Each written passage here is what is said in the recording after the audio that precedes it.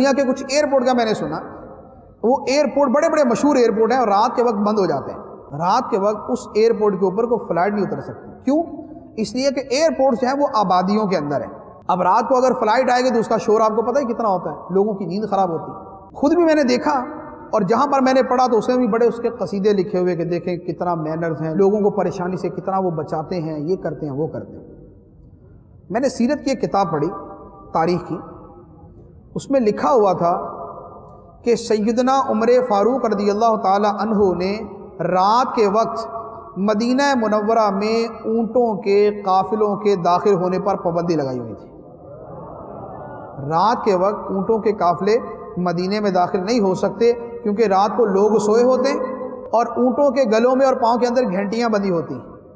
اگر وہ رات کے وقت شہر میں داخل ہوں گے تو اس کے شور کی وجہ سے لوگوں کی نیند خراب ہوگی۔ تو وہ اصول کہ جو سیدنا عمر فاروق رضی اللہ تعالی عنہ نے آج سے 1400 سال پہلے لوگوں کو دے دیا تھا، اب دنیا کے اندر اس پر عمل ہو رہا ہے۔ دنیا کے اندر کاروبار کے اوپر بڑی بڑی ریسرچ اور تحقیقات چلتی رہتی ہیں جو انگریز لوگ کرتے رہتے ہیں۔ کاروبار کی یا جو سیل کرتے ہیں اس کا پہلا رول کسی بھی کتاب کے اندر پڑھ کے دیکھ لیں، لکھا ہوگا کہ کسٹمر کو سب سے پہلے مسکرا کے دیکھیں۔